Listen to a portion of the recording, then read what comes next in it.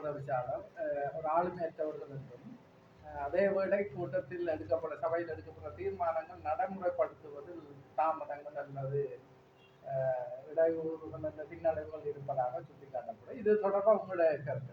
உண்மையிலேயே உபதவிசாளரை பொறுத்தவரையிலே உங்களுக்கு தெரியும், கடந்த காலங்களில் சில சமூக வலைத்தளங்களில் வீடியோக்கள் பகிரப்பட்டிருக்குது. அவர் நாங்கள் மதிக்கின்றோம், அவர் கௌரவத்துக்குரியால். ஆனால் அவருக்கு சக உறுப்பினர்கள், உபதவிசாளருக்கு சக உறுப்பினர்களோடு எப்படி ஒரு உரையாடலை பேணுகின்ற முறை இல்லை. அவர் அநாகரிகமற்ற முறையில் நாங்கள் இந்த ஊடக மாநாட்டில் அவர் கதைச்ச கதையை நாங்கள் சொல்ல வேண்டிய அவசியம் இல்லை, நாங்களும் அவற்ற நிலைக்கு தள்ளக்கூடாது. அநாகரிகமற்ற ஒரு கீழ்த்தரமான வேர்டிங்கை தான் அவர் சக உறுப்பினர்களுக்கு பாவிக்கின்றார். அது ஒன்று. இரண்டாவது இங்கு நீங்கள் ஒன்று முக்கியமாக விளங்கிக் கொள்ள வேண்டும். எங்களுடைய கரவட்டி பிரதேச சபையினுடைய கௌரவ தவிசாளர் வினைத்திறன் மிக்கவர், ஆளுமை மிக்கவர் என்று அவர்கள் சமூக வலைத்தளங்களில் பதிவீடு செய்கின்றார்களோ ஒழிய அவரால் எங்களை பொறுத்தவரையில் அவர் எங்களுடைய கரவட்டி பிரதேச சபை மக்களுக்கு அபிவிருத்தி செய்யக்கூடிய ஒரு தவிசாளர் அல்ல. அதுக்கான ஒரு காரணமாக உங்களுக்கு நான் சொல்லுறேன். என்ன சொன்னால், கடந்த காலத்தில் முதல் காலாண்டுக்கான ஒரு வருமான எங்களுடைய காலாண்டு அறிக்கைகள் சமர்ப்பிக்கப்பட்டிருந்தது.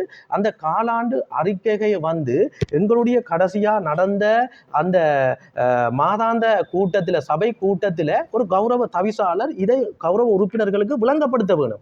அவருக்கு இதுல இருக்கிற எமௌண்டுகள் இதுவரை வாசிச்சு, இதுல இருக்கிற எமௌண்டுகளை வாசிச்சு என்ன மாதிரி எங்களுடைய கௌரவ உறுப்பினர்களுக்கு விளங்கப்படுத்த வேணும் என்ற ஒரு சிஸ்டமே அவர் புரியாதவர். கடைசியாக நான் ஒரு கேள்வி கேட்டிருந்தேன், எங்களுக்கு வருமானம் எவ்வளவு? அவருக்கு இதை வாசிச்சு கூடி அவர் வருமானம் எவ்வளவு சொல்ல முடியாத ஒரு நபர் தான் இன்றைக்கு எங்களுடைய கரவட்டி பிரதேச சபையினுடைய தவிசாளருடைய அந்த கதிரையை அலங்கரித்து கொண்டிருக்கின்றார். இப்படிப்பட்ட ஒரு நபர் என்னென்று எங்களுடைய கரவட்டி பிரதேச சபையினுடைய மக்களுடைய அபிவிருத்தியை அவர் ஏற்படுத்துவார். முதலாவது பிளானிங் தேவை. நாங்கள் ஒரு வேலை திட்டம் செய்ய போறோம் என்று சொல்லி சொன்னால் அந்த